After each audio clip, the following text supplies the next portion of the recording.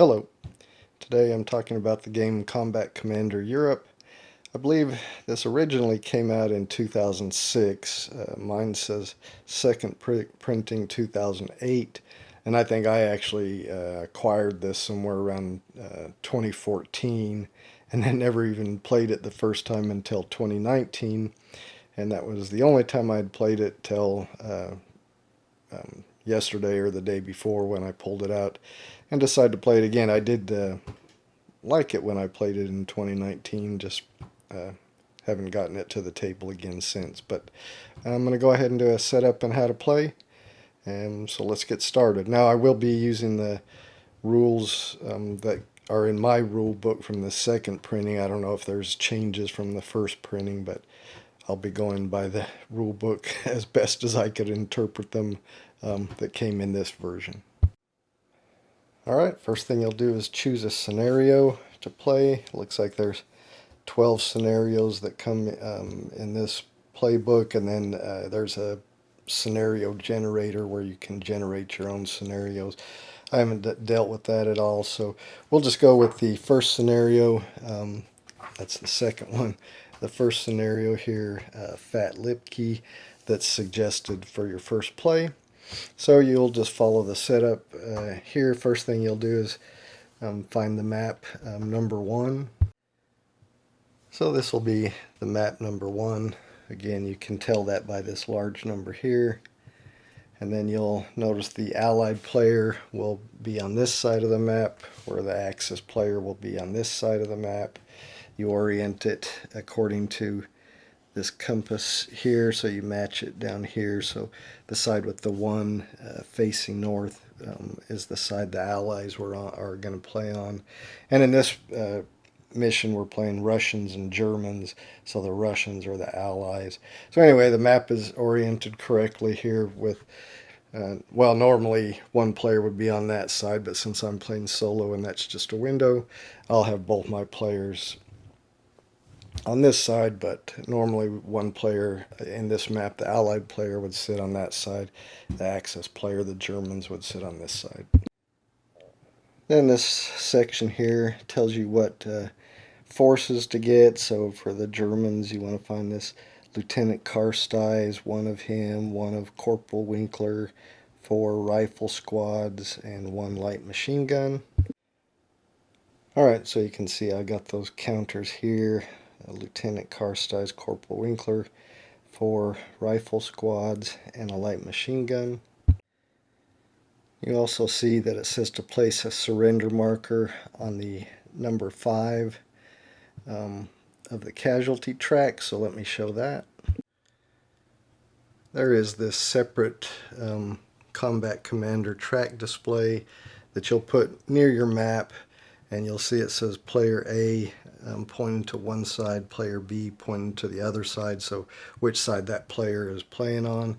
So player A will be the Axis side, playing down here on the south side of the map. Player B will be the Allies side, playing up here on the north side of the map. So we saw in the setups for this scenario that it said to place a surrender marker for the Germans on space 5 on the casualty track. Alright, for the Russians we need 1 Sergeant Kovalev, 1 Corporal Krylov, 8 rifle squads, a medium machine gun times 2, a light machine gun times 1, and their surrender marker goes on the number 7 of their side of the casualty track. So here's player B's casualty track. I'll put their surrender marker on the number 7. And then we've got Sergeant Kovalev, Corporal Krylov, 8 rifle squads, 2 medium machine guns, and a light machine gun. Alright, then there's some information that just kind of tells you about what's going on in this battle or whatever, and then you just follow these setup instructions. So the first thing you'll see here is put the year marker on the 1941 space. So again, that place would be here on the track display. Find the year, 1941, put the year marker, and that for this scenario will just only be used if we got some random event that brought in some new recruitment of a troop or something. It would depend on what the year is, what kind of troop you would get. So that may or may not happen. All right, next you see follow the arrow. It says to put the victory point marker on the 0 space. So you see the victory track here on the track display. You put the victory point marker on the 0 space. Whenever player A gets victory points, it will get this way, move this way. If player B gets victory points, it would move back that way. All right, then you follow the arrow down. Next it says to put the time marker on the 2 space and the sudden death marker on the 7 space of the time track. So the time track is here. Put the time marker on the 2 space and the sudden death marker on the 7 space as it's specified. Alright, next you follow the arrow over and it shows to put your, it doesn't say your OB markers, but that's what we're going to put here. And that shows the number, troop quality that you have and the number of orders you'll be able to play around. So it says to put the Allies marker, which is the Russians in this scenario, on line troops with 3 orders, and the Axis marker on line troops with 2 orders. So that goes here again on this track display, order of battle display, line troops with 3 orders for the Russians, and line troops with 2 orders for the Germans or the Axis and the Allies as specified in the scenario. Alright, next we follow the arrow down and it says our posture is recon. So that tells us a couple of things. Both of them are recon. That tells you your hand size. If you look at this player aid, it shows you for recon, both players' hand size will be 5 cards. And that will also tell you there's some cards that say, some cards that you might play that say defender only, or something that might say attacker only. So that would be if the scenario had one player being the attacker and one player being the defender, besides having different hand sizes, there's certain cards you may or may not be able to play. In this mission, it shows that we are both the Russians and the Germans are recon, so their hand size is 5, and that the Axis player, the German player, will get this initiative card, and we'll talk a little bit more about what that means later. So next you follow this line over and it brings you to objective chits. You'll have one open, which these objective chits, we'll draw them randomly because it says random. There'll be one open which both players will know. These will get placed here again on this track display. The open one that both players will know will get placed face up, showing the open side, so they'll both know what that objective is and what kind of points that scores. But they also each get to draw one random one that will be secret, and they'll keep it face down on their side, so the Germans will put it face down here, theirs here, and the Russians will put theirs face down here. And then only they will know what those objectives are. Now at the end of the game, whichever player holds that objective will score the points there, but one player may not know that an objective is worth something or not. So let's draw those objectives. So I've just placed the objective chits in this bag. You can put them in a cup or whatever you want to do to randomly draw. So this one will be the open one that both players will know. So we place it on the open side. So that'll show that objective number 5 will be worth 2 victory points at the end of the game. And the objectives are these spots on the map that have a number. So number 5 is this one right here. So whichever player controls this space, objective number 5, at the end of the game, that will be worth 2 victory points for them. Oh, actually, I misread that. It says times 5, not just number 5. So that means each of the 5 objective points on the map, all the ones with the red circle, there's 5 of them on there. Each of those 5 victory point or those objectives will be worth 2 victory points at the end. So each one of these will be worth 2 victory points at the end. Alright, now we'll have the Axis player, the German player, randomly draw his. This will be a secret, so he'll keep it with the secret side down, but he can look at it and see what it is. Okay, so this one says objective number 5 will be worth 4 victory points at the end. So, because of this one also, whoever controls objective number 5, that would actually be worth 4 for this objective plus an additional 2 for this one. Now the allied player won't know that this is an actual objective till the end of the game, though if they control that objective space, they would get these points when it's revealed. Alright, now we'll draw the secret objective that the Russian or allied player will know about. If I can get my hand in the bag. Alright, so his is, another one where each objective, all 5 objectives are going to be worth an additional 1 victory point. So only the allied player would know what that one is. So the allied player knows that each objective on the map now is going to be worth a total of 3 victory points each, because he knows what this open one is, and then he knows his says each of them is worth an additional victory point. The Axis player only knows that each objective is worth 2 victory points, and then he knows objective number 5. So you notice it doesn't have that times 5 there, so it just means only objective number 5 is worth 4 victory points.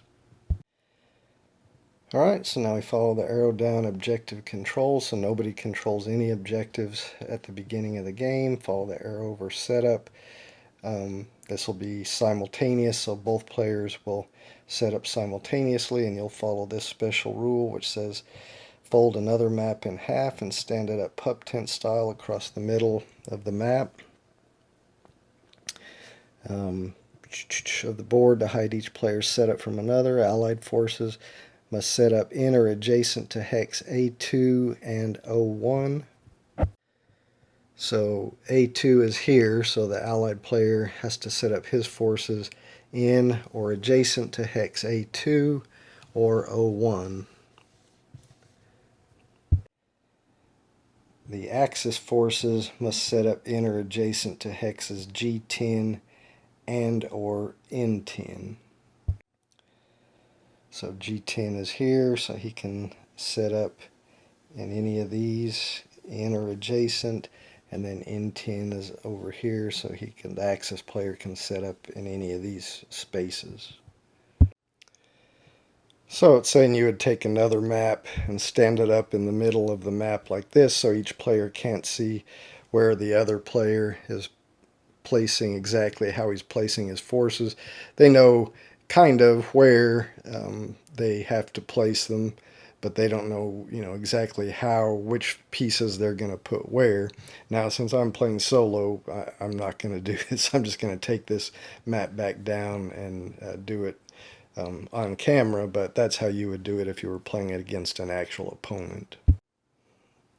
And again, that's just for this scenario. Each scenario will have its own setup instructions. So again, we know the allied player, the Russian player, has to set up his in or adjacent to A2 and O1. So we'll have him put Sergeant Kovalev here in B2, that's adjacent to A2, so he can do that. We'll have him put a rifle squad in there with him, and we'll give that rifle squad a medium machine gun. Each squad can hold up to 1 weapon, so the medium machine gun and the light machine gun are weapons. So a rifle squad or other type of unit can hold that weapon. And when we get into the how to play, I'll talk more about what these numbers on the different units are for. Right now we're still doing the setup, so I'm not going to talk about that yet. I will specify one rule since we're doing setup and we'll have to follow this. No hex can have more than 7 figures in it. So you see this rifle squad here has 4 figures on it, and then this sergeant has 1 figure, so that's a total of 5 figures. So we couldn't put another rifle squad in there because that would be 9 figures. Now the weapon doesn't count. That's like a weapon being held by this squad. But counters that actually have depicted figures on them, you cannot have more than 7 in a hex. So then maybe we'll put another rifle squad here and maybe give him a light machine gun. And let's not forget we also have to set up an O1 over here. So we'll put, or in or adjacent to, so we'll put Corporal Krylov here in O2. And we'll put a rifle squad with him. And we'll give them, no, we won't give them that medium machine gun. We'll put another rifle squad here, give them that medium machine gun, put another rifle squad here. That's about all we can put over here. We still have 3 rifle squads left for the Russians, but none of these 3 hexes that we can set up to on this side can hold more than 7, so we couldn't put another rifle squad in there. So back over here, A2, we can put a rifle squad in there. We could put a rifle squad in there, and finally we can put our last rifle squad in there. Those are all in or adjacent to A2. That's all the units for the Russians. Remember, the Germans have to set up in or adjacent to G10 and or N10. They don't have as many units, so we'll put Lieutenant Karstys here with a rifle squad, and we'll give that rifle squad a light machine gun. We'll put Corporal Winkler over here in N9, that's adjacent to N10. We'll give him a rifle squad. That only leaves us 2 rifle squads left. We'll put one here at F9, and I don't know, I guess we can put the other one here at M10. That's adjacent to N10. Alright, so that's all the units we have to set up for the Axis and the Allies. So if you were playing with an opponent, then once both sides say their complete setup, then you would remove that map you have separating the 2 players, and then you can see where the opponent, what units their opponent placed where. Alright, now opponents will draw their opening hand of cards. We know that both sides are recon, so they'll have a hand of 5 cards. So each side has their own deck of cards. This is the Germans' Fate deck, and this is the Russian Fate deck, so they'll each draw a hand of 5 cards.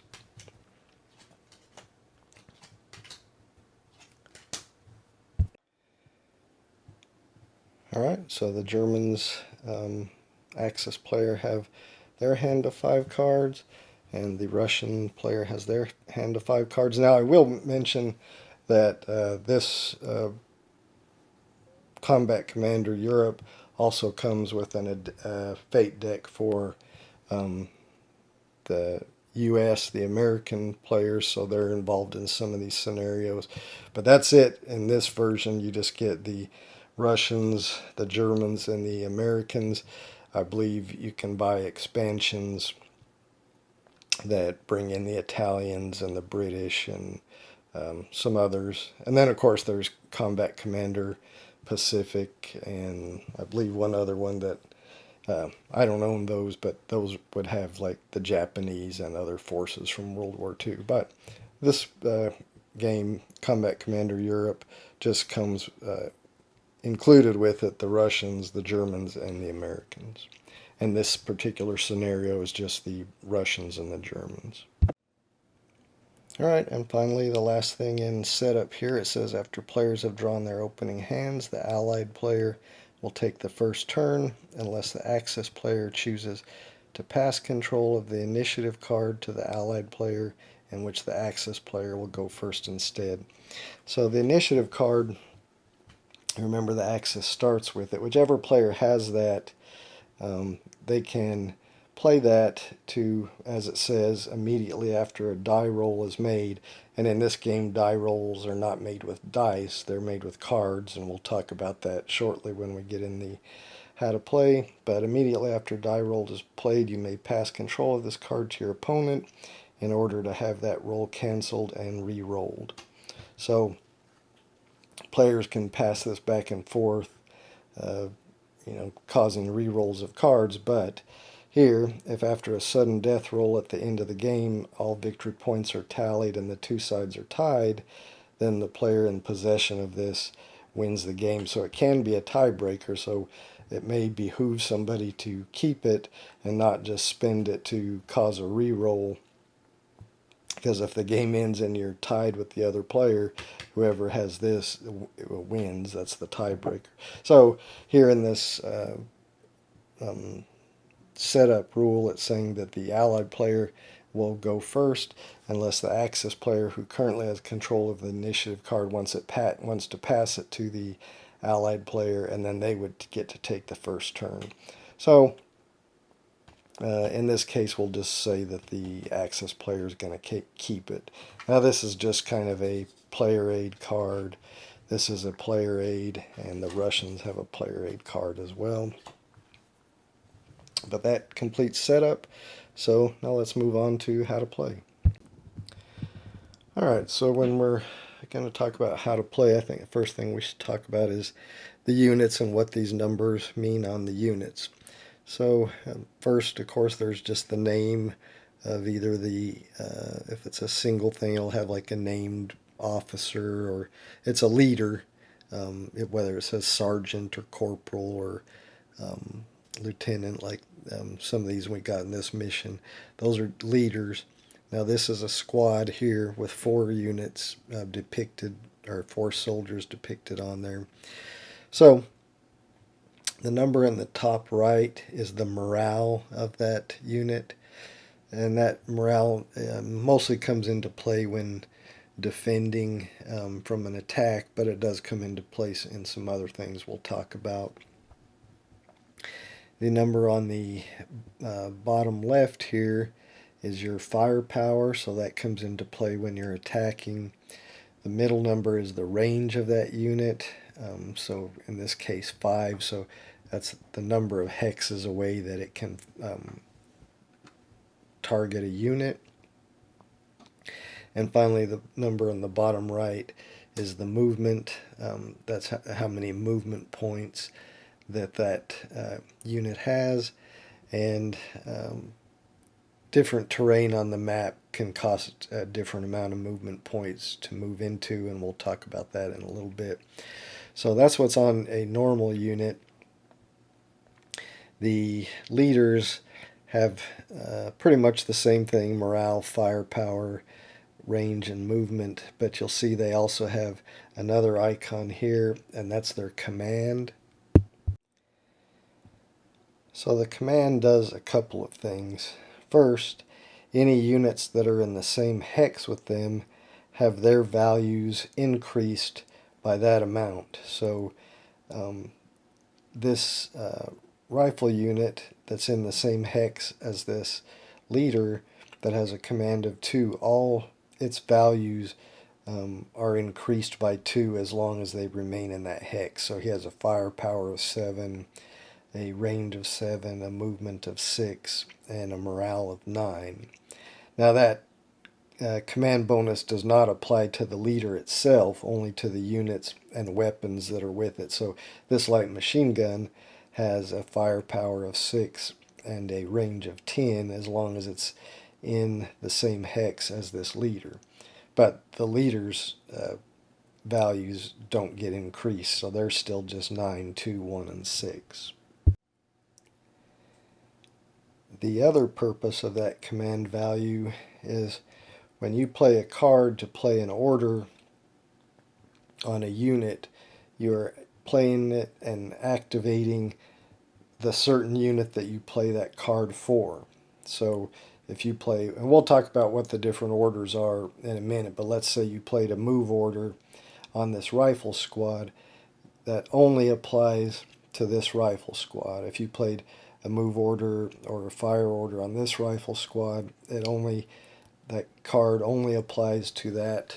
It only activates that unit, and that unit is the only one that takes in that follows that order. However, if you play an order card on a leader to activate a leader, like if you played a move card on this leader to activate him, well, that not only activates him, but then he can activate every unit within his command radius. So every unit within 2 spaces of him. So if you played a move order on him, that not only activates him, but he can also then activate and apply that order to this unit and this unit, and if there were others, up to 2 spaces out from him, he can activate and apply that same order to all those units. And so similarly over here with Corporal Winkler, he's got a command of 1. So if you play an order to activate him, if you play the order on him, then he can activate this unit with him and this unit over here, anything within 1 space of him. Or if you just played it on this rifle squad, then only that rifle squad will be able to follow that order. So, command is pretty important, because if you can only do like the Germans in this scenario, they can only play 2 orders per turn. If you had to, play 1 order on this guy and 1 order on this guy, that's all you could do for the turn. And it would take a long time to end up moving all your units or firing with all your units. So being able to play on a leader and have that leader activate other units to follow that order is pretty powerful. Now, each unit can only be activated once per turn. So if it's the German player's turn and he played a move order and activated Lieutenant Karsteiz and had him move, and this unit move, maybe move with him, and this unit, and because Lieutenant Karsteiz then activates these other units, so they all move, then you could not play another move order or another fire order and have those same units follow another order. They can only follow 1 order per turn. So you could play 1 order to activate these units, on the lieutenant to activate these units and him follow that, or your next order would have to apply to some other units that hadn't already been activated. So again, your units can only be activated with 1 order per turn. And just to mention about this weapon, it's considered to be being carried by this unit, this rifle unit. So whenever he moves, that machine gun moves with him. All right, and whenever he's activated, then that light machine gun is activated as well. All right, so that's talking about what the values are on the units and kind of how leaders work. So now let's talk about the different orders that you can give.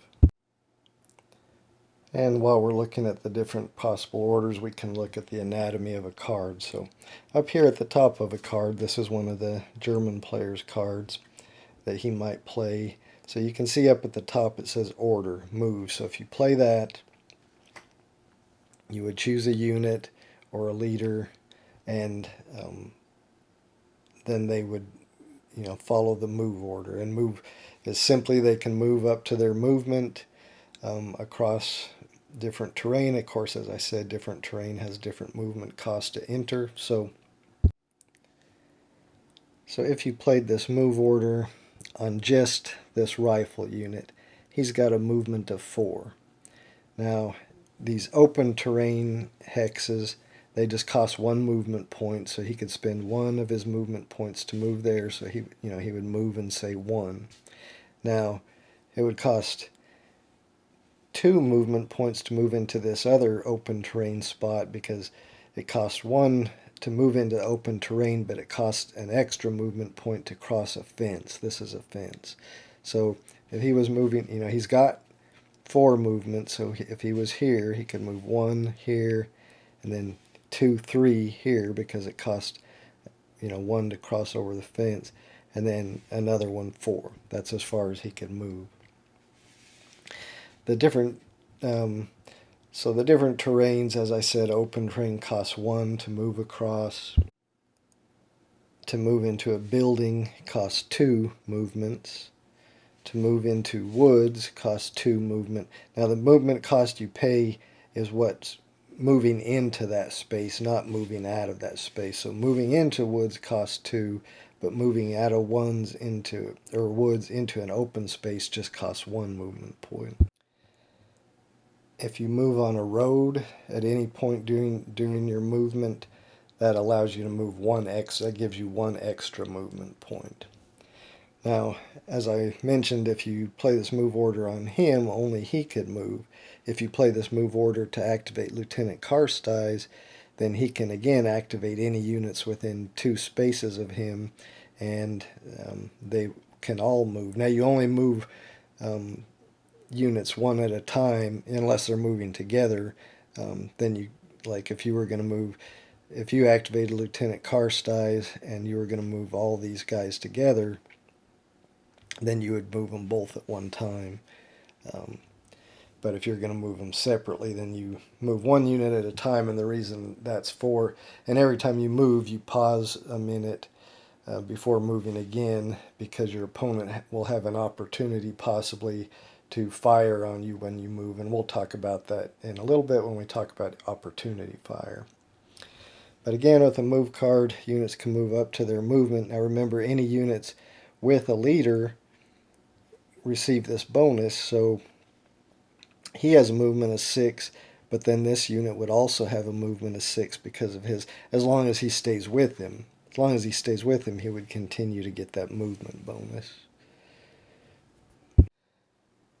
And there's a handy player aid here that shows you what it costs to move into. Open ground is just 1, a building costs 2, a woods costs 2. Brush, which looks like this, costs 2 to move into. An orchard just costs 1, a field just costs 1, etc. So that's all here on this player aid. So that's the move order. I think that pretty much covers that. It's pretty simple. But let's look at some other parts of these cards. These cards also have an action. The action can be played whenever the prerequisite stated there is met. So for instance, this one is you can play before making a defense roll, reduce the fire attack total by the cover. So any action on a card, if the prerequisite that it is written on the card is met, you can play that action. It can be on your turn or it can be on an opponent's turn. So sometimes an action may supplement an order. So you may play an order, a fire order, and then you have another action that adds bonuses to that. Or you may play an order that the opponent has some action that causes an effect when you play that order, or some situation occurs. So the actions are all situation dependent. If, like I said, if the prerequisite is met, you can play that on your turn or your opponent's turn. All right, the events come into play when a die roll is made and an event trigger happens. So a player will never play a card for its event. It'll happen like if you were making an attack roll, which we'll talk about in a minute, but let's say you were making an attack roll and it says you have to draw a card, and this is your die roll result, and it has a boxed red a red box around it that says event. That will trigger an event. So you'll flip the next card from your draw pile, and whatever the event is on that card, you read it and that event happens. So the last two parts of these cards down here is your roll. So whenever you have to make a roll on something, you flip over the top card from your deck and look at the dice result there, and that is your your result. There's 72 cards in the deck, so it's each possible die result you can get with two dice twice in your deck. And the last part of the card is whenever you need to determine a random hex for anything, you flip the top card of your deck and look here, and that will give you a random hex on the map. Alright, so those are the different types of, or the different pieces of the card. We've talked about the move order. Let's talk about the advance order. So an advance order is similar to a move, but it only allows you to move one space, and it's the only way you can move into space with enemy units. So for example, there was an enemy unit here. You cannot play a move order to move your units into the same space and get into a melee attack with that unit. The only way you can move into a space with enemy units is by playing an advance order. So when you play an advance order on a unit, if you're just playing it on a single unit, it can advance one space in any direction, one space, and the opponent cannot play opportunity fire if you move that way. Again, we haven't talked about opportunity fire yet, but we will. But basically, when you move, an opponent can play a fire action where they can fire on your moving units if they have a fire action card. But if you use an advance, then they cannot do opportunity fire on you. And if you played advance on your officer or your leader, again, you can activate him, and then he can activate any units within two spaces of him to also advance. So if you played it on Lieutenant Carstiles here, he could advance here, and then maybe you could advance this guy one space also, and he could advance the units with him also into that space. So anyone that he could command could also advance one space. So that's it for the advance order. Pretty simple. You can activate a unit or a leader to activate other units. Any activated unit can advance one hex in any direction. It's the only way to move into melee combat, the only way you can move your units in with other enemy units, and the enemy cannot do opportunity fire on you if you advance. Alright, next order is fire. Now this one says order action. So if it's on a player's turn, they can play it for an order to do a fire action. If it's if you're not the active player, in other words, it's not your turn, and the opponent moves, you can play it as an action to do an opportunity fire action on that opponent, as long as you are in line of sight and range. So we'll talk about opportunity fire action in just a minute, but let's go ahead and talk about if you just play this as an order to do a fire action. Because that's kind of the meat and potatoes of this game, is attacking your opponent, and that how you do that is by a fire order. Alright, so we'll say, for example, this German rifle squad was here, and the Russian player played a fire order. And for our first example, we'll just say he plays it on this rifle squad that has this light machine gun.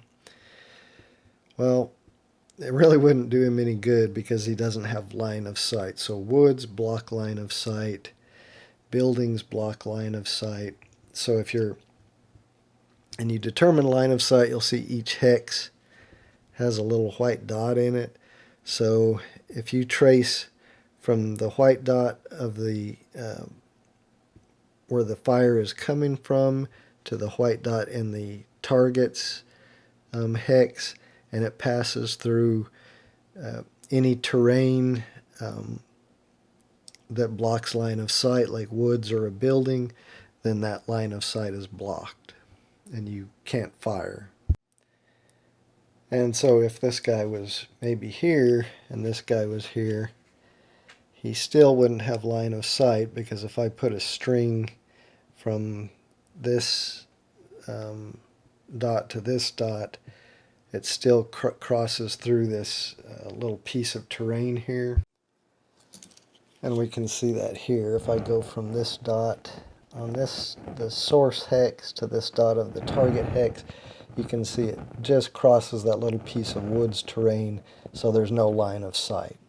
However, this unit here would have line of sight. It goes, even though there's woods in that hex, the line of sight does not cross it. If you do a string from the white dot in this hex to the white dot in this hex, it does not cross through any terrain drawn, so you would have line of sight. So for our simplest example here, we could say that the Russian player, instead of playing the fire order to activate this guy, he plays the fire order and activates his leader here. So even though the leader doesn't have, he's only got a range of 1, so he certainly can't hit this guy, but this guy has a range of 3 plus 2 for the leader's command bonus. So even if he didn't have the plus 2 for the leader's command bonus, he does have the range. So he could fire on this guy, and there's when you fire, when you're performing a fire order, you have 2 options. You can fire with each unit individually that is activated and has range of line of sight, or you can form a fire group.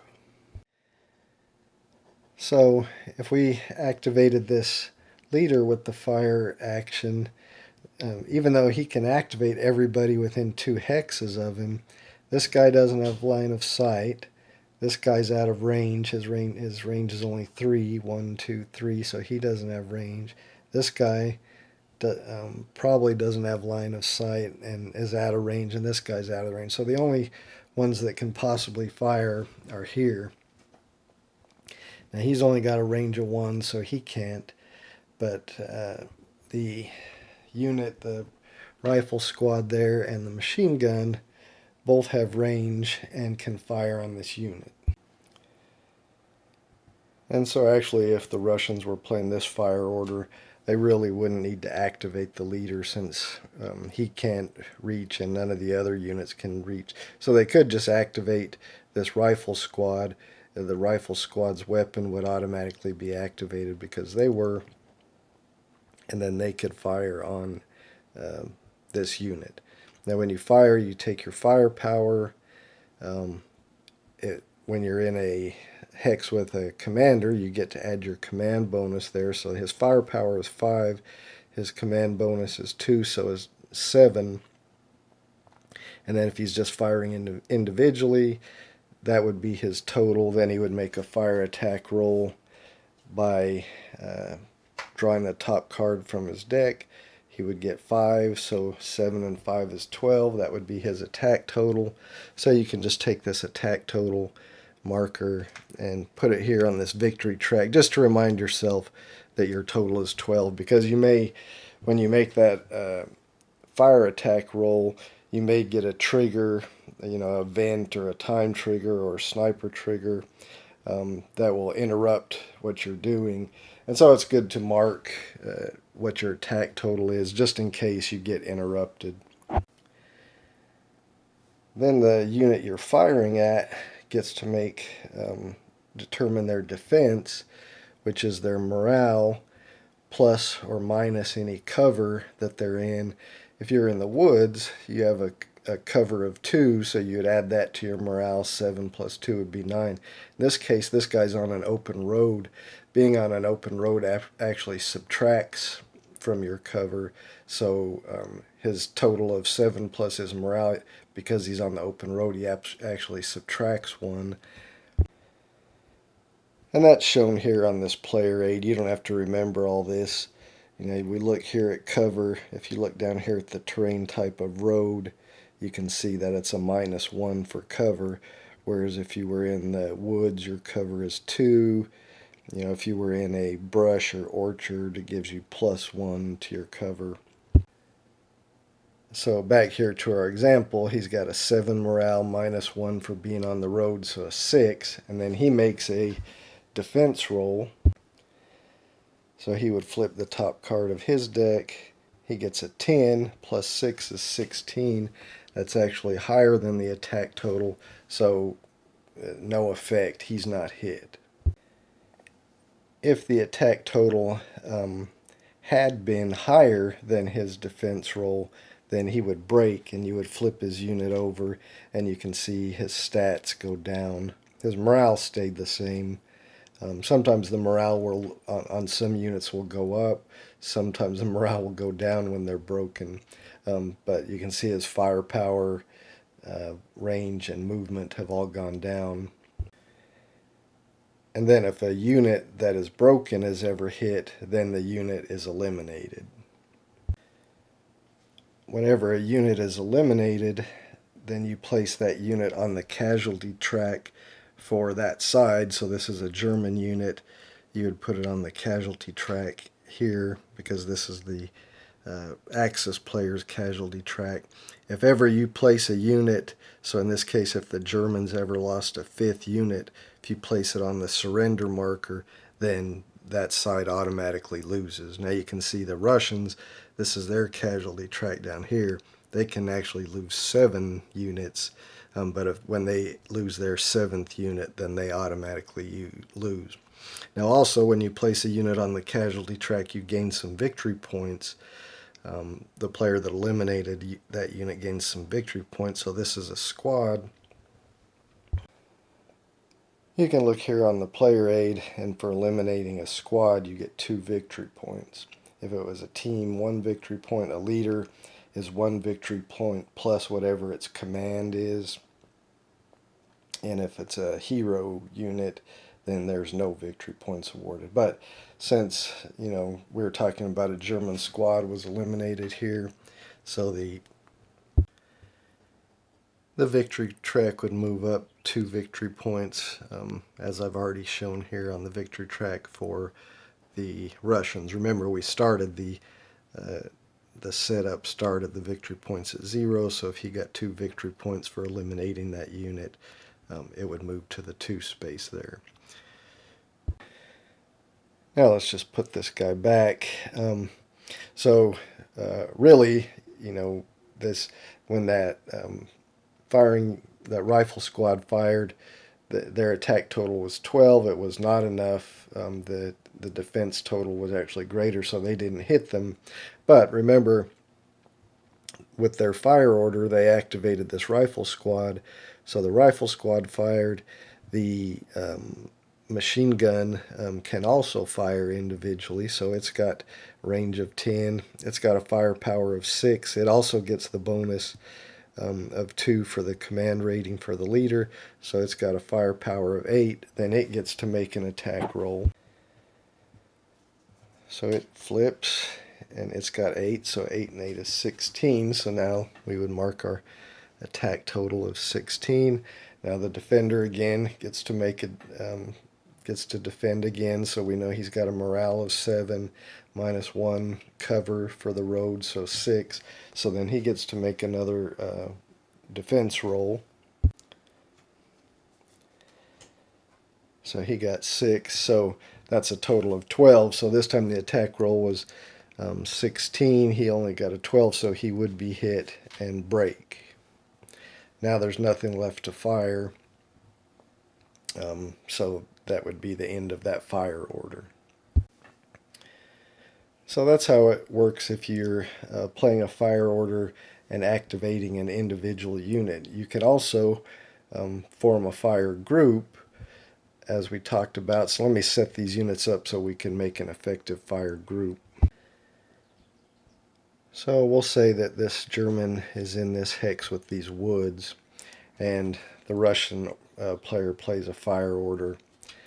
So instead of selecting one unit to activate with that fire order, he could activate this leader, who can then activate any units within 2 hexes around with him.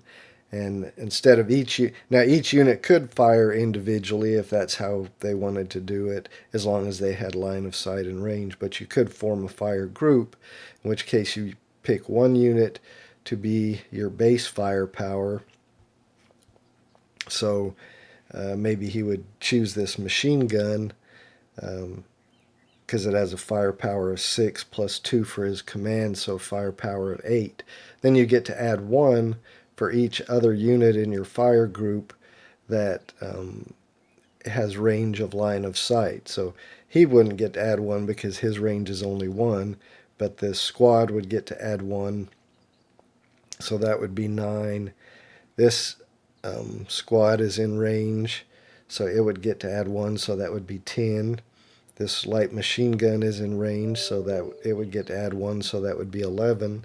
This guy, his range is only 3, but so 1, 2, 3, well, he still has 1, 2, 3. So even if he didn't use his command bonus, or he doesn't get that command bonus anyway, because he's not in the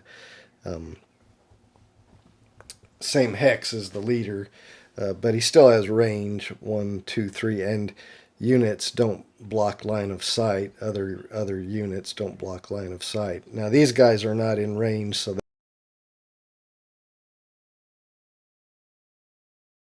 they wouldn't get to join the fire group. So we have a total firepower of 12. We had our base for the machine gun being our base unit of 6 plus 2 for the command rating is 8 plus 1, 9, 10, 11, 12. So that's who's in our fire group. So we have a base of 12. Then we still get to do our fire attack roll, which is another 6. So that would be an attack total of 18. So we would mark that. Now this guy gets to make his defense roll. He's got a morale of 7 plus 2 cover for the wood, so a total of 9. And then he makes his defense roll, which is 5, so that's only 14. So with the attack total is greater than that, so he would be hit and broken. Now I just want to mention, if the attack total ever equals the same defense total of the unit that's being fired at, then that unit it doesn't become broken, but it becomes suppressed, and you put one of these suppressed tokens on it, and you can see it basically lowers each of its stats by 1, and they can't use a weapon if they have a weapon. They still can carry it, but they just can't use it. It can't be fired. And just one more thing I wanted to mention about fire groups. The units that can add their +1 for being in the fire group have to be in a contiguous, I guess set of hexes. So for instance, if this unit and machine gun were over here, and you activated this leader to form a fire group, so he could add, and actually 1, 2, 3, this guy could have joined in the fire group too. These guys could all be in the fire group because they're in a contiguous or set of hexes. This guy, even though he's in range and in the command radius of this guy 1, 2, he could not be in the fire group because he's separated by a space. I hope that makes sense. There are some other things to talk about when you're firing. For instance, if you're firing across a fence, like if this guy was here and these guys were firing here and they're firing across a fence, when they are calculating their firepower, a fence is a hindrance, and that actually subtracts 1 from their firepower. And you can see that here on this terrain chart. if you look at a fence, and you look over here at line of sight, it has a 1 there. That means it's a hindrance. So it subtracts 1 from the total firepower. But you'll see it's got a 0 with this double asterisk saying line of sight is clear if the fence, hedge, wall is one of the 6 hex sides of the firer's or target's hex. So if the people firing were in this hex, because that fence is one of their hex sides, then they don't get the 1 hindrance. They just calculate their firepower as normal. They don't have to subtract 1. Or if this unit was the target unit was in that hex, they wouldn't have to subtract 1 because the target's hex, the fence, is actually part of their hex side. But since they're here and they've got to cross that fence, then they subtract the 1. And some of these other terrains you can see also are a hindrance. So if you had to fire through brush to hit your target, even though line of sight is not blocked, it is a hindrance of 3, so you'd have to subtract 3 from your firepower. An orchard, you'd have to subtract 2. If you're firing through a field, 1. Now here he's in the space of the field, so you wouldn't have to subtract 1 there. But here, since you would have to fire through a space of field, you would subtract 1. Now, when you have more than 1 hindrance, you only take the highest one. So it wouldn't be cumulative. You wouldn't subtract 1 for the fence and 1 for the field.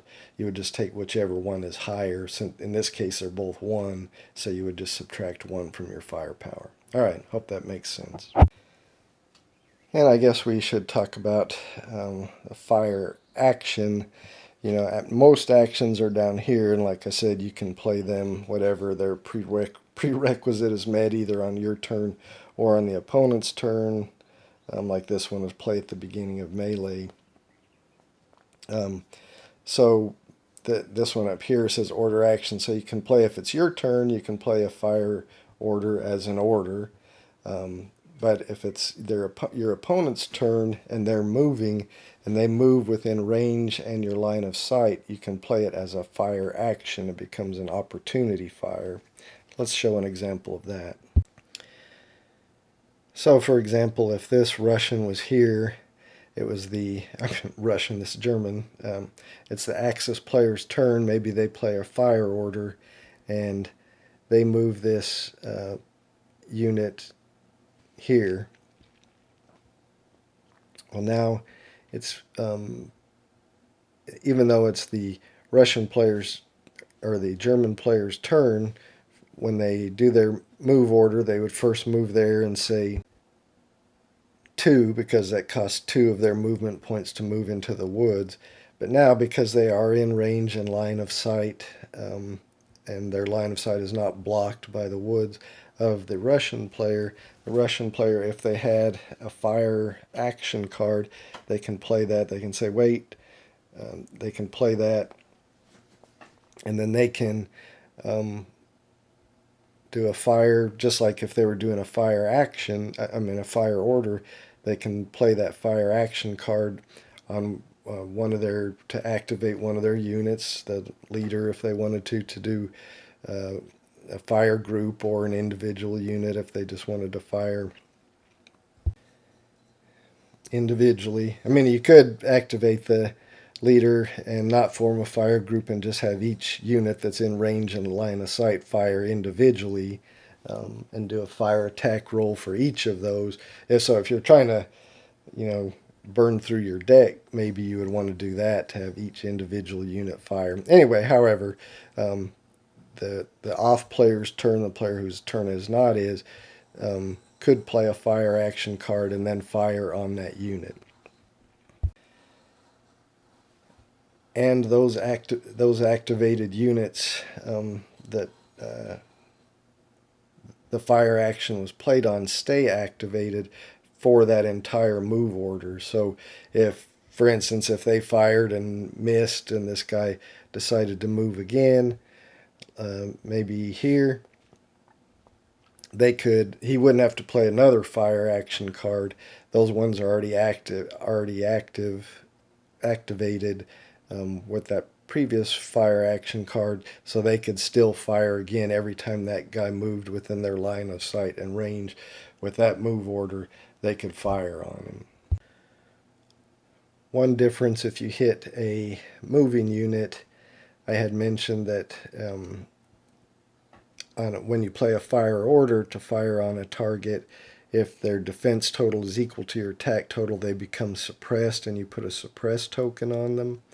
If that unit is moving and you're firing on them because you played a fire action for opportunity fire, and your attack total is equal to their defense total on a moving unit, then instead of giving the suppressed token, they actually break and have to flip over.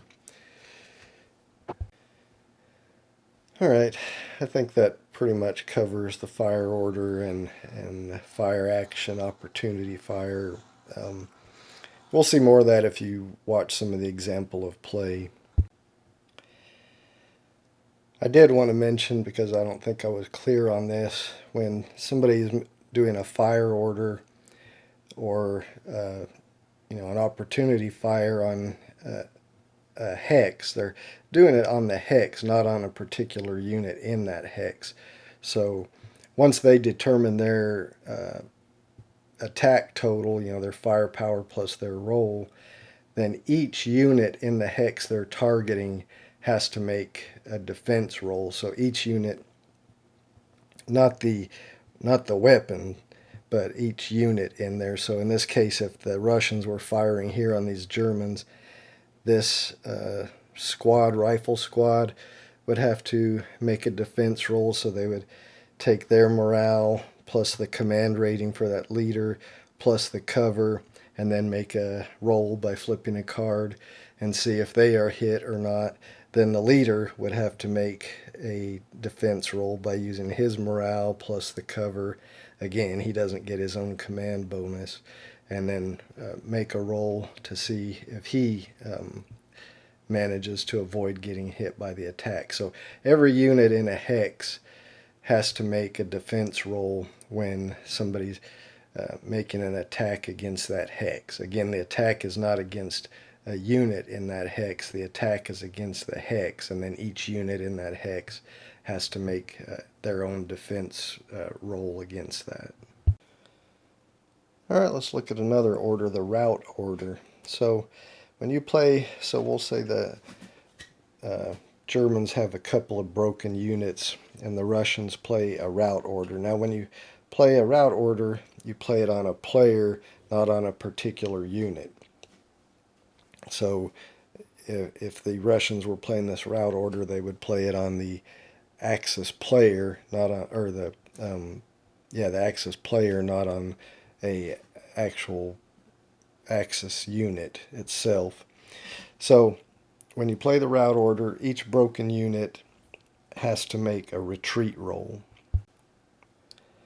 If there are multiple broken units, the player that played the rout order decides the order in which each unit is going to make their retreat roll. So in this case, we've got two broken Axis units, so you could choose this guy first or this guy first, but they're all going to have to do a retreat roll.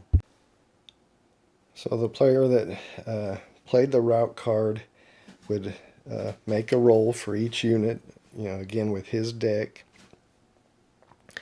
and they'll defend against that roll similar to an attack. They'll take into account their morale and their cover. So in this case, he has a morale of 7. He's got no cover. So the Russian player would make a roll by flipping a card. So in this example, he gets an 8. So that is greater than 7. So then that unit must retreat a number of spaces, ignoring any terrain, equal to the distance, or the distance he must retreat is equal to the difference in the roll and his morale. So in this case, the roll was 8, his morale is 7, so he just needs to retreat 1 space. And the player who owns him determines how he retreats, but he must retreat is closer to his board edge than where he started. So really, pretty much any of those spaces, he could retreat him here or here or here.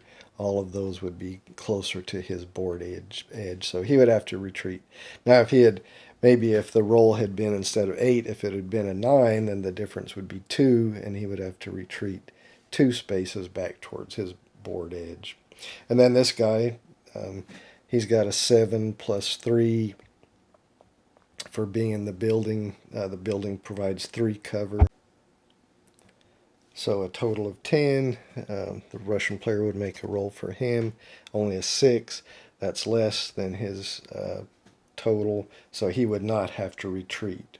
If the total was equal to, then he would get a suppress marker if he didn't already have one. If you force a unit to retreat off the edge of their board, then they're eliminated and you put them on the casualty track just as if they had been eliminated from combat, and you would score victory points, etc. Alright, and that pretty much covers the route order. Alright, and then we have the recover order, which is similar, works similar to the route order, and then you don't play that on a unit, you play that on a player. So you would play the recover order on yourself, not on the other player. And that allows you to first remove any suppressed markers on any of your units. That's the first thing you do when you play a recover order. Then for any broken units, you get to make a roll to try to flip them back to their non-broken side. So the roll you're making to try to unbreak your units is called a rally roll. And when you're making a rally roll, you take into account the morale and their cover. So in this case, if I was trying to rally this unit, he's got a morale of 7. He's in cover of a building, so 3. So his total is 10. Then you're going to flip a card, making a rally roll for that unit. And you're hoping to get less than their total. So in this case, 5 is less than the 10 of their, the total of their morale and cover. The roll was 5, which is less, so then they recover. If the roll was greater, then they don't recover and they stay broken. And if then the roll is equal, then they become suppressed. And you have to put a suppressed token on them. So rolling equal in this game is always usually not a good thing. Alright, there's 3 other types of orders, which in this mission, this first mission, Fat Lipke, will just be of no use to you at all, and they'll just be like clogging up your hand. You'll want to get rid of them. So first is Command Confusion. That is always in any mission. If you have Command Confusion, that's just clogging up your card. Now, the action may be something that you can use, but as for an order, it gives you no benefit whatsoever. So unless the action's something good that you want to use, that card is just something you're going to want to end up discarding and getting out of your hand. There's 2 other cards or orders, Artillery Request and Artillery Denied. Those will not be used in this mission, so I'm not really going to go over them. But in other future missions, you may have a radio in your artillery box where you can call in artillery with an artillery request order, or you can play an artillery denied on other player, which basically makes them flip their radio where they can't call in artillery. So those are 3 orders, which in this scenario that we're going to talk about are really not helpful to your hand and probably something you want to discard. So that brings us to the last thing you can do when it's your turn is, instead of playing orders, you can choose to pass and discard. And if you do that, depending on what nation you are, the Germans can discard up to 6 cards. Of course, in this game, they'll never have more than 5 cards. whereas the Russians can only discard 3 cards. So if you choose to pass, you can discard a number of cards depending on what nation you are. If you're the Russians, you can discard up to 3 cards from your hand. Germans up to 6 cards from your hand, and then draw back up to your hand size. So always at the end of your turn, whether you played orders or discarded cards, you always draw back up to your hand size, which in this scenario is 5 cards. So I wanted to talk about melee real quick and show how that works differently than a fire order. Remember, I mentioned that the advance card was the only way you could get into melee combat, because that is the only card that allows you to move into a hex with other units. And when you do that, you ignore terrain. You can't be fired on by op fire. So we'll say the Russian player played this advance order on his turn, and so he moves he activates the leader and moves both these units into the building with this Russian squad. And so now we're going to immediately have a melee combat. When you get into melee, there's no cover, no hindrance, anything like that. First thing, the inactive player will be allowed to play an ambush action if he has one. If he doesn't, then, or even if he does, then the active player has the choice also to play one. And what an ambush action does is play at the beginning of melee. Your opponent must break one of his participating units. So in this case, if the Axis player, German player, doesn't have an ambush card, but the Russian does, he plays that, so that breaks one of the Russian participating units. He's only got one. Then both sides add up their firepower, their total firepower. So the total firepower of Axis is just 2. The total firepower of the Russians here is 5 plus 1 for the command rating, 6 plus 1 for the Russians, for the leader's firepower, so a total of 7. If a unit had boxed firepower, which neither of these units do, but for example, this SMG unit, which is not in this scenario, but you can see it has a box around its firepower. So when you're in melee, if a unit that is participating has a boxed firepower, you get to add an additional +1 to their firepower. So then after you've added up your firepower, you make the inactive player first. So in this case, it was the Russians that played the advance order, so the Germans would have 2 firepower, then they make a roll. So they'd make a roll 6 and add their firepower to that, so they have a total of 8. The Russians have a firepower of 7, and then they make a roll. And they get 6, so their total is 13, so that's more than 8. So any opposing units participating in that melee are immediately eliminated. So in the case if the Germans had actually rolled higher than the total for the Russians, then both Russian units would be eliminated. So whichever side loses the melee, all of their units are immediately eliminated. If there's a tie in melee, then both sides, all their units are eliminated.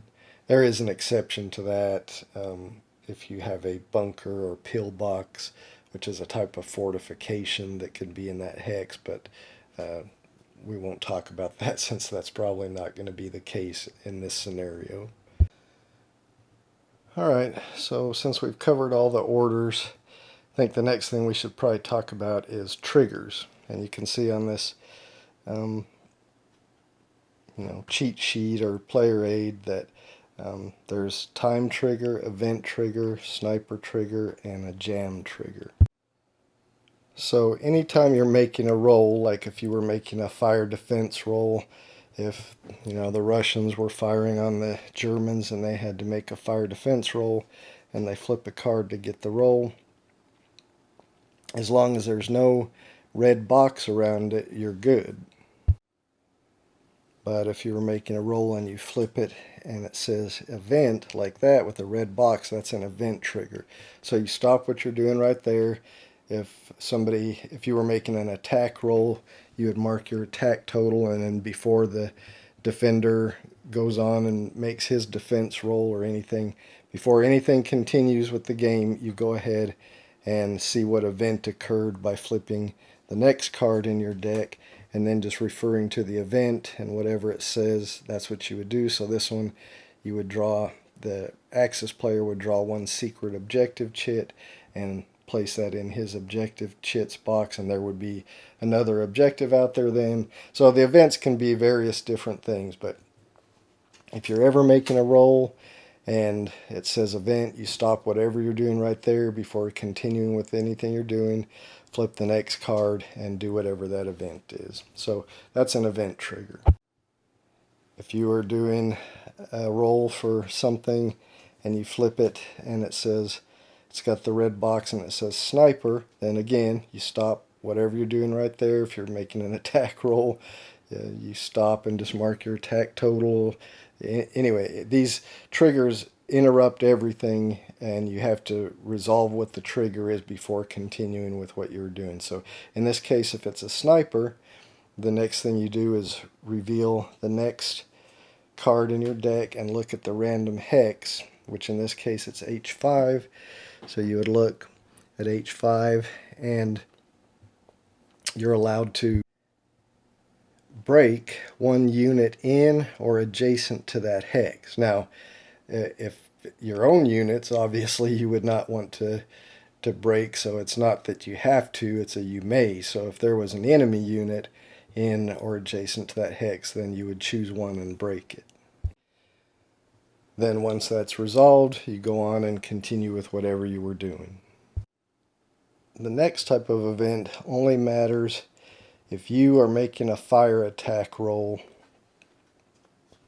and you make your roll for your fire attack and you get an event that says jammed, then any weapons that you were firing in your fire attack roll become broken, and you flip them over to their broken side.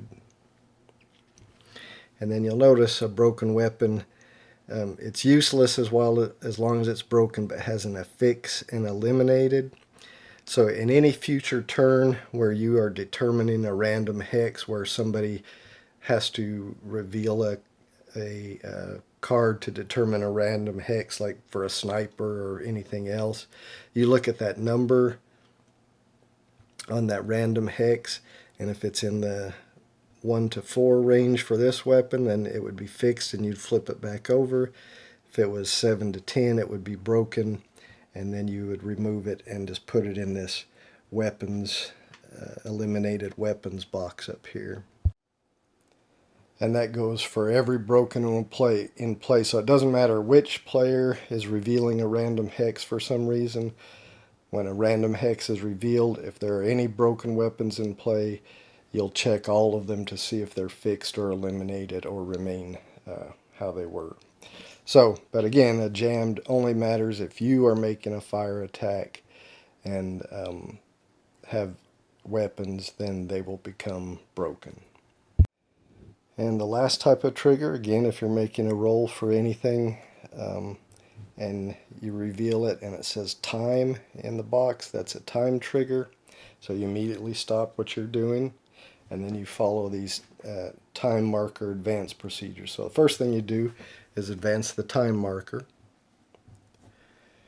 Then whichever player got that time event would shuffle their Fate deck discard pile along with their draw pile, create a new draw pile so you won't have any more discard pile after that. You just shuffle your draw pile, discard pile to create a full draw pile once again, except for whatever's in your hand. Alright, next thing, if the time marker advanced on or past the sudden death marker, you would make a sudden death roll. So the player that triggered that would make a roll.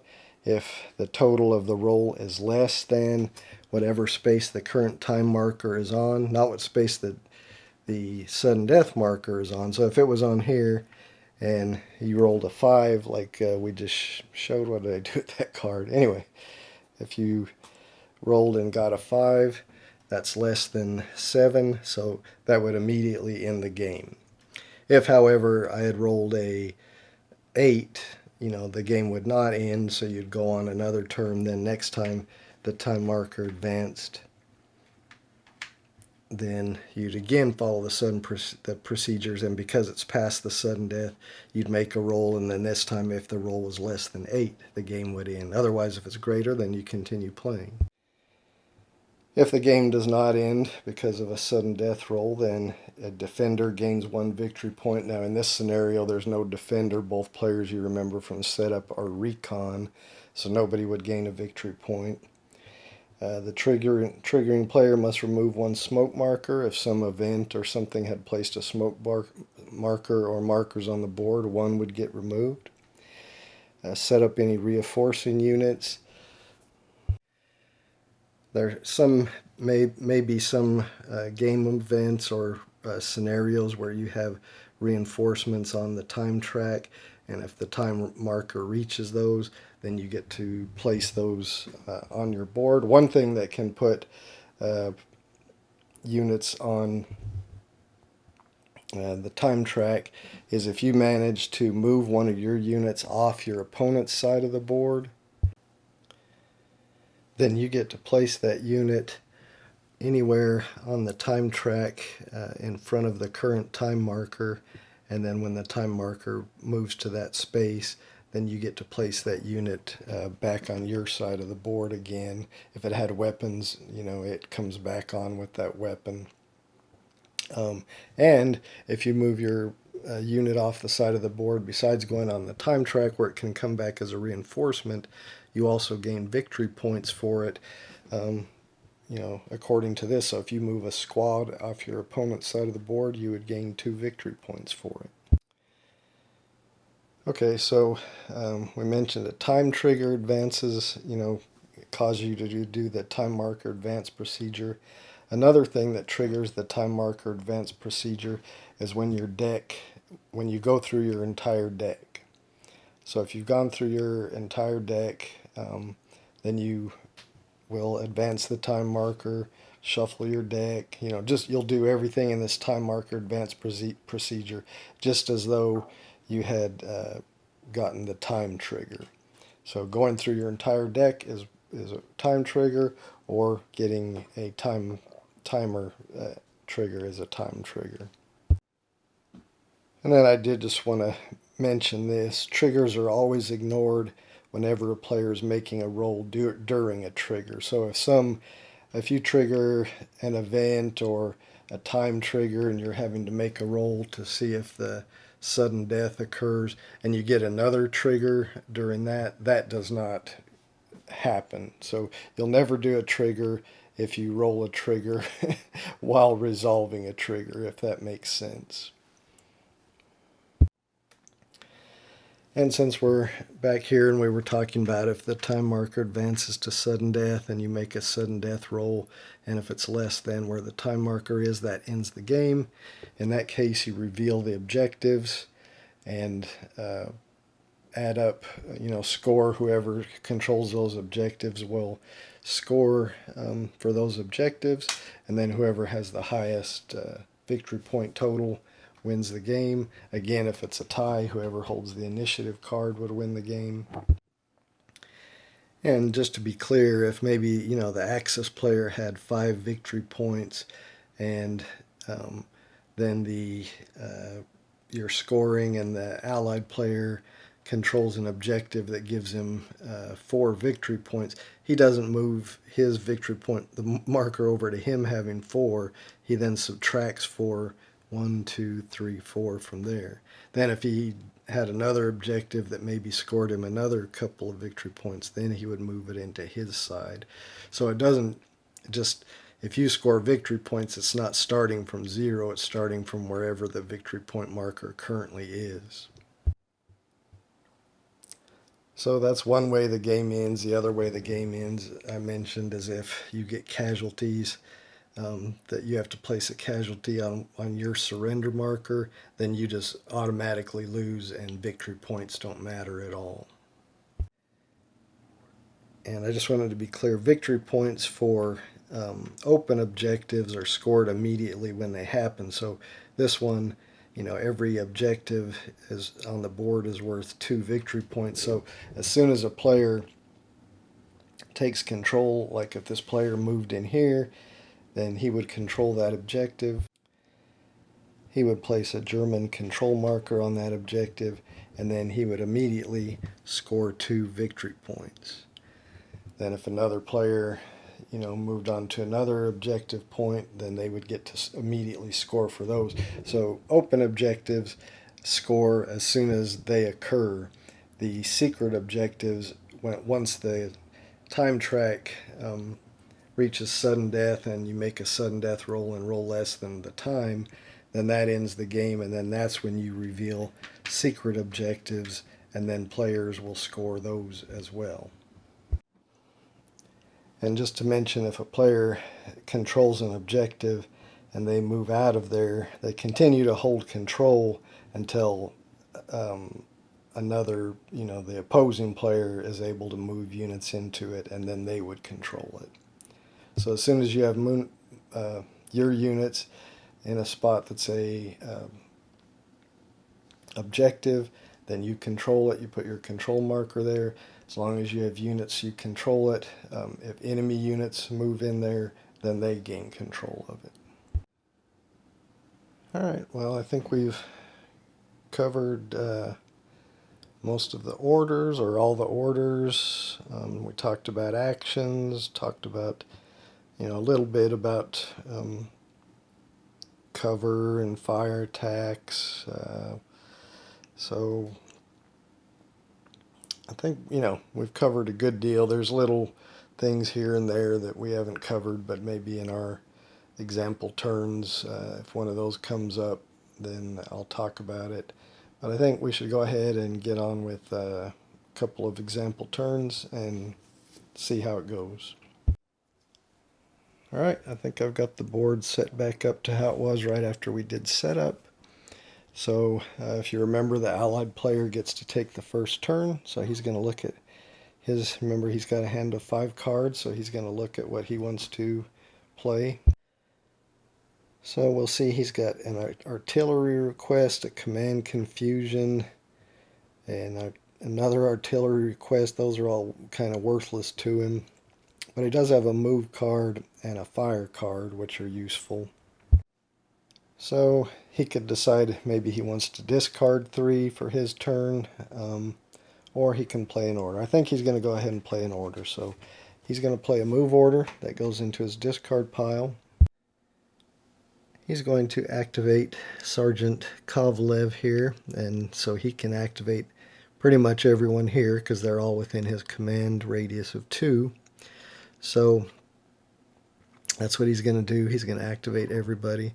So first thing, Sergeant Kovalev and this rifle squad are going to move together here. That's 1.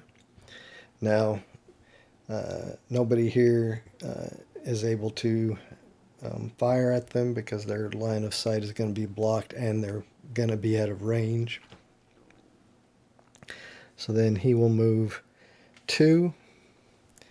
Now,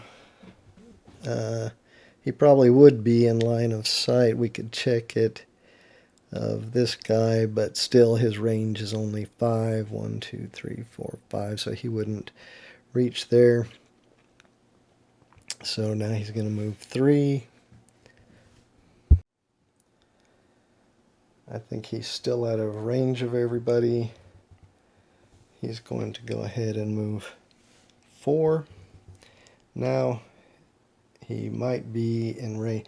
This guy, he would be 1, 2, 3, 4, 5. He would be in his range, but his line of sight would be blocked by this building. But these guys, 1, 2, 3, 4, 5, they may be. Let me check if line of sight is good.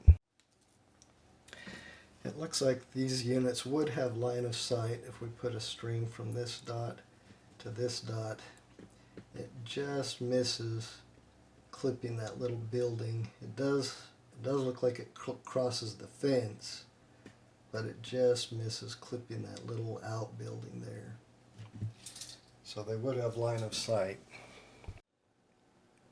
And they have range, 1, 2, 3, 4, 5.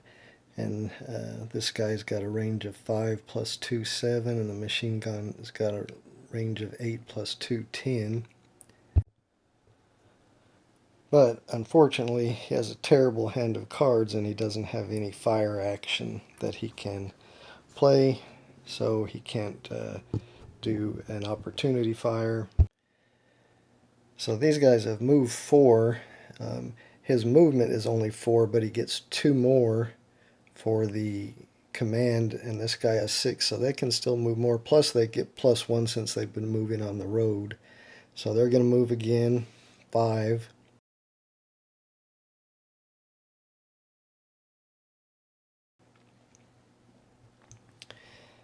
And now I think all line of sight would be blocked. So let's see, that's 5. That's all they can. They can't move in there because it would cost 7. They would have to cross the fence, would be an additional movement, so it'd be 6, 7, and this guy's only got a movement of 6, so they wouldn't be able to move in there. So they're going to stop. But remember, all these other guys were activated for movement too. So let me go ahead and move them, and I'll come back. Alright, so I finished the Russians' move order. These guys have all moved here. Now, they did move a guy into this objective, and we know that all objectives are worth 2 victory points, so they will score 2 victory points. Since that's an open objective, it's scored immediately. The Germans had no card to do any opportunity fire, so they weren't able to fire on them at any point during their move. So that's going to end their move order. Now, they don't have another move order. They've got a fire order, but since these guys were activated to move, I couldn't really activate them to do a fire order. And these guys are not in any range to fire on anybody. These guys probably aren't in range or have their line of sight blocked anyway. So that's pretty much all this guy's going to be able to do. It might have been better for him to do a discard because now he can't do that. But he did play 1 card. I think that's all he can do, so now he just draws back up to his hand limit of 5, and now it's the Axis player's turn. He has terrible cards. I think he's going to keep his advance. He's going to discard his other 4 cards from his hand. Remember, the Germans can discard up to 6, and then he's just going to draw back up to his hand size. So that's going to be the end of his turn. The Russians don't have anything great, but they do have this advance order, which remember I said lets you to move any activated troops 1 space. So he's going to play that advance order, and he's going to advance these guys into this build. Remember, you ignore terrain. There's no, when you do an advance, the opponent can't do opportunity fire. And now because they took an objective, they will get another 2 victory points. And I forgot to put these control markers when I took this other objective up here. Alright, so that's his advance order. Now remember, the Russians can actually play 3 orders, but he doesn't really have, he has a fire order which he could play, but the only one that's really in range that he could fire with are these guys, which he already activated to do the advance. You know, he activated the leader, which allowed him to move both of those because the leader activated him, so they advanced them both. There was nobody else in the leader's range that he could have activated. But anyway, they can't be activated again to fire since they were activated to advance. So there's really nothing else left for this guy to do. So I guess that's going to be the end of his turn. He'll draw 1 card, and he doesn't get anything very good again. The Germans really didn't get anything good again, so this can show you can have some crappy hands for a while. He really should discard, I would think, but what I'm going to do instead is have him play in advance order as well.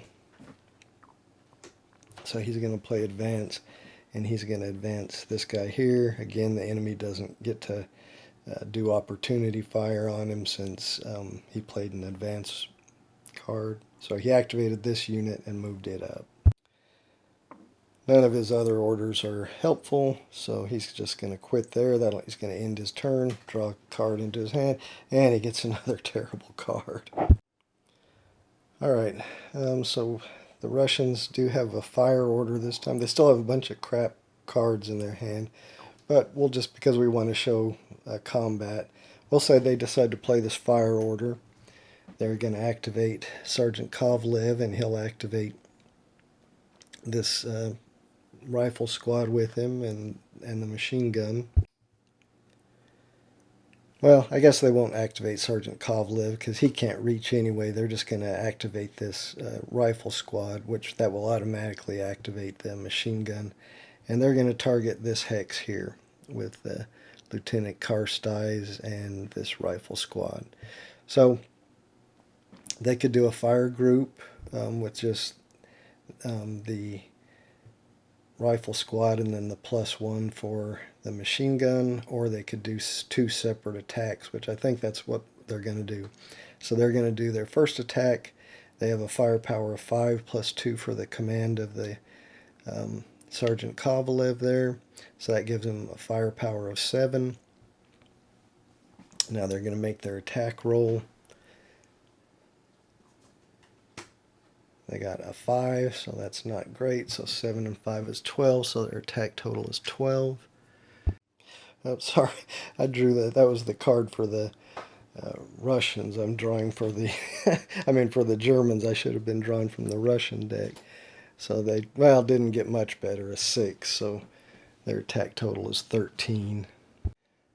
Alright, so now these units have to defend one at a time. So the rifle squad has a morale of 7, +2 for Lieutenant Karstys is 9, -1 for being on the road, so 8. And then we know that they roll a 5, which is 13, which equals the attack total, so they're going to get suppressed. So let me get a suppress token, put that on them. Okay, now we got to make a defense roll for Lieutenant Karstys. He has 9, -1 for the road, so 8. Alright, 8, and then he's got to make his roll. He only got a 3, so 11, so that's less than the attack total, so he is going to break.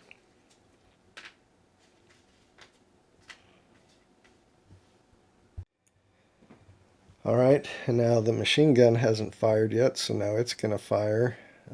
So it's got a firepower of 6 +2 for the leader of 8. And now it's got to make another attack roll. 8 and 3 is 11. So its attack total is 11. So now first, and of course he's attacking the same hex. So this rifle squad will defend. He's got morale of 7. -1 is 6, no bonus for the leader since he's broken, so and then -1 for the road, so 5 +6 is 11, so that's a tie, and he's already suppressed, so he doesn't get another suppress marker. Lieutenant Karstys has morale of 10, -1 for the being on the road, so 9, and then he's got to make a roll, and he got 4, so that's 13, but that's still better than the attack total of 11, so he does not get eliminated. Alright, the Russians still have another order they can do, so they're going to play a rout now on the Axis player, because he does have a broken unit. So they'll have to roll for his one broken unit there, Lieutenant Karsteiss. Alright, so the Russians will make a route roll. Now he's got a morale of 10 minus 1 for being on the road, so 9. So they want to get greater than that. And they did. They got a 10, so he does have to retreat. The difference between his morale and what they rolled, so just one space. So they'll just have him retreat. Here he is. Luckily they didn't get more than that, or he would have had to retreat off the board. So he'll retreat one space back here to G10. Alright, so that's going to be it for the Russians. So they'll draw back up to their hand limit. And that's going to end their turn. Alright, the Germans are going to play a recover. So that that'll allow them to remove this suppress marker from that unit, and then they get to make a rally roll for their broken unit here, who has a morale of 10 minus 1 for the road, 9. And so we want to get less than that 9, so we'll do our roll, and we do. We get 6, so he rallies and flips back over. And that's unfortunately because the German player just can't get any good cards. That's all he can do, so he'll draw back up to his hand limit. Finally, he gets a fire action. Alright, the Russian player, he's just going to discard 3. That's the max he can discard, so he's going to discard those and draw 3 back into his hand. The German player is going to discard 4. Remember, he can discard up to 6, so he's going to draw 4 back up into his hand, and hopefully we can get something better going. Boy, just nobody can get a move. Alright, I'm going to go ahead and play a little bit ahead. I'm going to have the Russians do another fire action, this time on this rifle squad from here. I'll do that off camera. I'll come back when we're doing something maybe we haven't seen yet. So Russians are going to play this fire order, not fire action, on this guy. Well, I'll go ahead and show this combat. Alright, they're going to do the same thing again. They're just going to activate this unit and its weapon. So they have 5 plus 2, firepower 5 plus 2 for the command of the leader. So that's 7, and then they'll make their roll. They got 7, so that's going to be an attack total of 14, but then we have to do an event before we continue on. But let's go ahead and mark our attack total of 14. Now, because he got an event trigger, we got to flip a card. The event, make a roll for one broken Russian unit. If greater than its current morale, eliminate it. If not, rally it. Well, there are no broken Russian units, so we don't need to do that. So, alright, so our attack total is 14. He's firing at this hex, we decided, so now this guy has to make a defense roll. So he's got a morale of 7 plus 2 cover for the woods. So that's 9. But before he does his defense roll, he's going to play this action, concealment. Play before making a defense roll, reduce the fire attack total by the cover in the targeted hex. So the cover in the targeted hex is 2, so he's going to reduce the fire attack total by 2, so now it's down to 12. Alright, and we remember his total so far is 7 for his morale plus 2 for the woods. And he rolls an 11, so he easily beats that attack total, so he doesn't take any damage, he doesn't get broken. But now the machine gun's going to fire, so 6 plus 2, and 8 firepower, plus 7, so 15 attack total. Alright, so this guy, again, he's got 7 plus 2 for the woods is 9. He's got to roll his defense roll. 10, so 19, so he's going to defeat that. He's not going to get broken, but we do have a sniper event. or a sniper trigger. So we look, flip, draw a card, look at I7. And where's that? That's here. There's no units in or adjacent there, so nobody's going to get broken by that sniper. He has some more fire cards, but no move cards, and nobody else, he doesn't have anybody else that's in range to fire, and these guys have already been activated to fire, so really nothing else he can do, so he just draws a card and ends his turn. Lord, I can't get any move cards.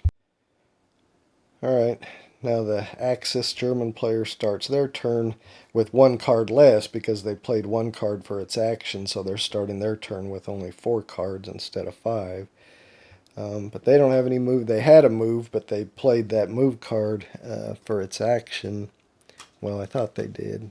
Anyway, so they can fire. I guess we can... I'll probably have them play a fire card to attack these guys, but I'll do that off camera, and I'll come back when we get a move and maybe see something we haven't seen before. Alright, I've played ahead a little bit. It's the German player's turn. He's going to play a move action. And he's going to activate Lieutenant Winkler here, Corporal Winkler here. Now he's only got a command of 1, so he can't activate this guy, but he can activate this guy that's with him. So they are going to move into this hex with the building. And that's going to cost 3 movement, 2 to move into the hex with the building, and +1 to cross the fence. But they're good because he's got 6 movement and he's got 4 +1 for his command. So 3. Now the Russian player would love to be able to do an opportunity fire, but unfortunately he doesn't have any fire action cards, so he can't. So now the Germans here will control that. We know all victory points are worth, all objectives are worth 2 victory points, so that will give the Axis player 2 victory points, so he just moves the victory point token toward his area. And we'll put a control marker in there. Alright, again, I'm going to play ahead until maybe we get to something we haven't seen. I'm hoping to get into a melee or a time trigger event. I think we've seen everything else, so when I get to one of those, then I'll come back. This isn't something we haven't seen before, but I just thought I would show this. The Germans are playing a fire order. They're activating this rifle squad here, who's going to fire at this hex here. So his fire attack total will be 5 +1 for the command bonus of 6. But this fire attack does just clip this orchard here, so he'll get a -2 hindrance. So 6 firepower -2 is only going to be 4 firepower, and then he'll draw a card for his attack total. That's 8, so only an attack total of 12. Not very good. But now each of these guys will have to do a defense roll. He's got morale of 8, 9 +1 for this command bonus, so 9, but -1 for being on the road, so only 8. So he rolls. Well, he got another 8, so 16, so he easily is okay. And now this guy has to make the defense roll, so he's got 7, -1 for the road is 6. And 7 is 13. So he'll be okay also, but we did get an event, which is suppress all Russian squads not currently in a friendly leader's command radius. Alright, well, these are in a friendly leader's command radius. This one is, but all these squads up here are not within a friendly leader's command radius, so they will all have to get suppressed.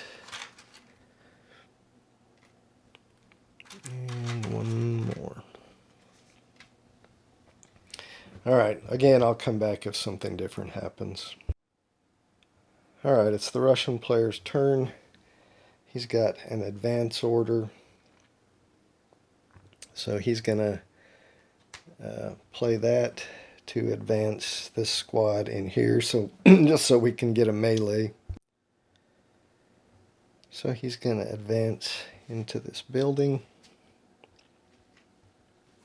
Alright, so now both players have an opportunity to play an ambush. The Russian player does not have one. The German player does have one though, so he'll play ambush, play at the beginning of melee. Your opponent must break one of its participating units. Well, he's only got one participating unit, so he has to break it. So now we just total the firepower, not including weapons. So the German firepower is 5, plus he makes a roll, which is 4, so total of 9. The Russian firepower is 2. He makes a roll. Oh, he gets lucky. 9 for 11, total of 11. So he ends up winning, which is miraculous. And so this unit is eliminated. Goes up here on the casualty track, and that's worth 2 victory points for the Russians. And now they control this objective, so they put one of their control markers on there, and now they will get the 2 victory points for this, and the Germans will lose the 2 victory points for this. So, and then the Russians will gain 2 victory points. So that's a 4-point swing there. And I think with that, I'm going to go ahead and wrap it up. This video is already really long, 2 hours almost, if not. So I think I've given a good example of how the game plays along with my rules explanation. I mean, we didn't see everything. You know, there's smoke and fire that can come in, and artillery and stuff like that. But from the basics, what I've shown here and what you've seen me do playing, you would be able to pick up this game and play it in short order, I think. So I think this is pretty fun. I actually have plans to play it with a friend of mine in a couple of weeks. So I think we'll have a good time. Anyway, thanks for watching. Hope you enjoyed it.